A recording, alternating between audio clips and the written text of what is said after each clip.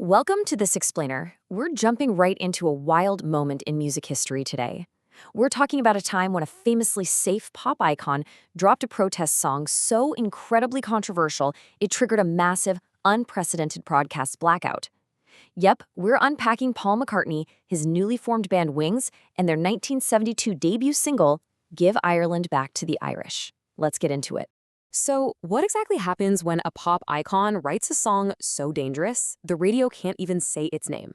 Picture this for a second. You're a radio DJ back in early 1972.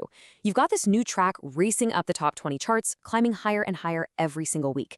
But here's the crazy catch. You are legally forbidden from actually saying the song's title on the air. If you want to announce where it is on the charts, you're literally forced to just call it an unspecified track by Wings. It sounds totally made up, right? Like a strange piece of fiction. But no, this was the actual reality on British airwaves. And the establishment didn't hold back. In February of 1972, the BBC, along with Radio Luxembourg and the Independent Television Authority, handed down an absolute, total ban on McCartney's newest release. A BBC spokesman put it pretty bluntly, stating, "We have decided not to play the record because we feel the lyrics adopt a definite standpoint on the Northern Ireland situation and are therefore clearly politically controversial." They deemed it just too charged for the public to hear. So to really get why this massive censorship campaign happened, we need to take an impartial look at the history that triggered the music.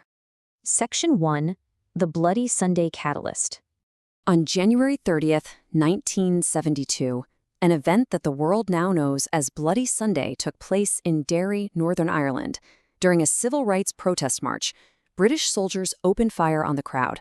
Tragically, 26 unarmed Catholic civilians were shot, leaving 14 people dead. The stark imagery broadcast on the evening news that night literally sent shockwaves across the globe. Now, what's truly striking here is the sheer speed of McCartney's reaction. He was actually over in New York at the time, quietly trying to repair his relationship with John Lennon. And like millions of others, he watched the horrific news reports of Bloody Sunday on television and was deeply shocked.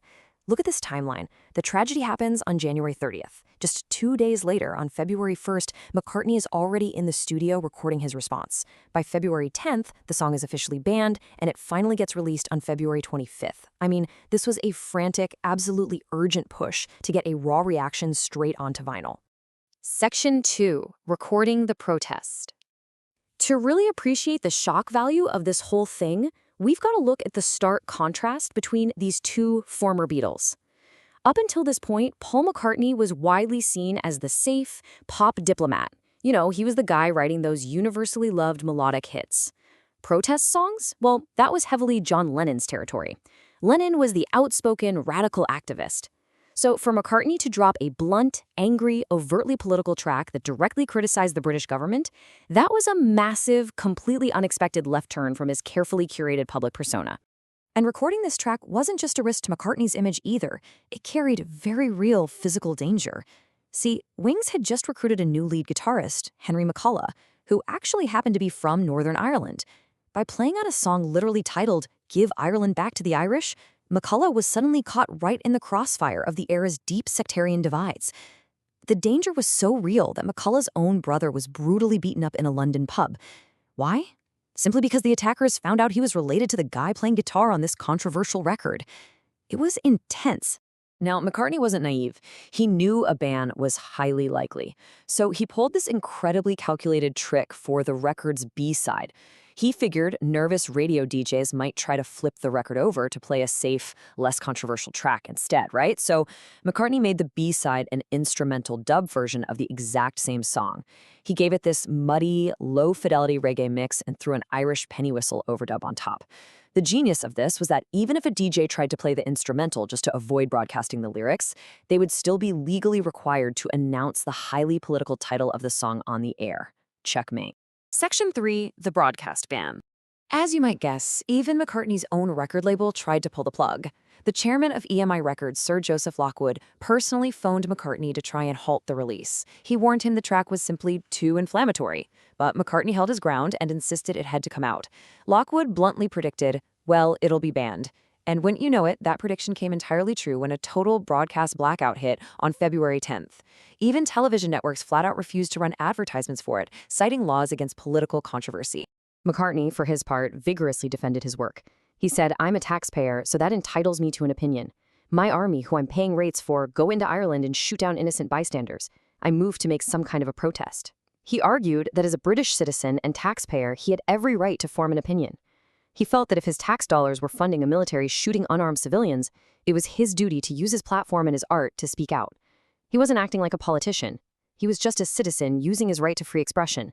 While a lot of music critics at the time just rolled their eyes, dismissing the song as McCartney clumsily trying to buy some countercultural credibility, there were a few voices of reason inside the establishment. Legendary BBC Radio 1 DJ John Peel actually defended it. He pointed out the massive irony of the whole situation, saying, "The act of banning it is a much stronger political act than the contents of the record itself. It's just one man's opinion." And he hit the nail on the head there. Section 4. Charting despite the censors. So, what actually happens to a piece of music when television and radio completely refuse to play or even acknowledge it? Well, censorship often completely backfires, and the chart data proves it. Despite a total media blackout, this blacklisted track reached number 16 in the UK and number 21 in the United States. That means it cracked the top 20 almost entirely through word of mouth, live university gigs, and print ads McCartney had to buy himself. And, probably to no one's surprise, the song rocketed straight to number 1 in the Republic of Ireland.